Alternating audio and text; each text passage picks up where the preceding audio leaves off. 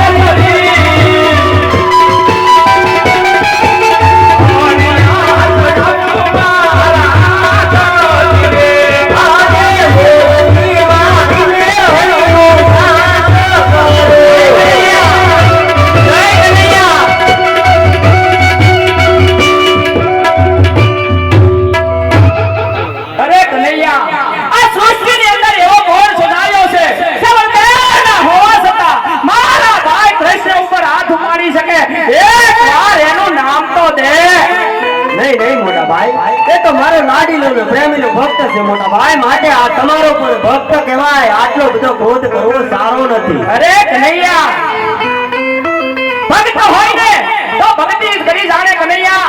આવો લગાતે માર નો મારી જાણે મારા વીર. નહીં મોટા ભાઈ, એ તો મારો લાડીનો પ્રેમીનો ભક્ત છે, માટે એ તો હું તમને કદાપી નહીં થવા દઉં. અરે કનૈયા, તો પછી મને દ્વારકાના દેવળ સુધી બોલાવવાનું કારણ?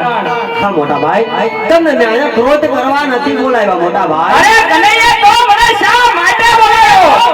હા મોટા ભાઈ, હું વાતની જાણ તો કરું, પણ પહેલા મને તમારા જમણા હાથનું વચન આપો, પછી હું તમને વિગતવાર વાત કરું. અરે કનૈયા, ભાઈ ભાઈની અંદર વાત હોય વીરા, વસનની વાત કદાપી ન હોય મારા વીર. નહીં મોટા ભાઈ, પહેલા તમારા જમણા હાથનું વચન, પછી હું વિગતવાર વાત કરું. અરે હા કનૈયા, મારા જમણા હાથનું વસન તો હતું, પણ વસનમાં માંગવા જેવું માંગજે મારા વીર. લે મારા જમણા હાથનું વસન છે. એ તો મોટા ભાઈ 100 વાર વિચાર કરજો, વચન આપીને ફરી તો નહીં અરે જાવ. શું વાત કરે છો કનૈયા? રઘુકુળ રીતિ સદા સદા આવી, ચાર ગાય પર બળદેવના વસન નો લાય. સાંભળો મોટા ભાઈ, કોકણગઢના રાજા કોણ કે અજમલ મારો લાડીનો ભક્ત, એમના ઘરે આપણે બંને ભાઈ ને અવતાર ધારણ કરવાનો છે. અરે એ હોય મારા વીર, ઓ મારા વીર. નહીં મોટા ભાઈ,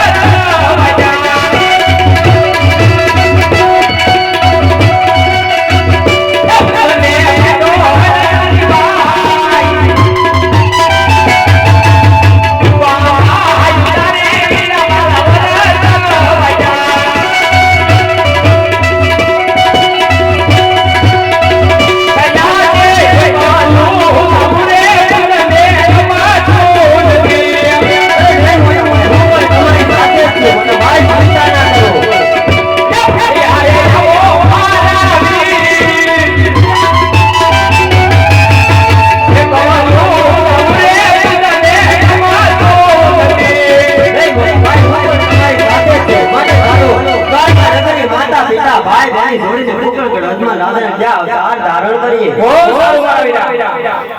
યાદ મનાલે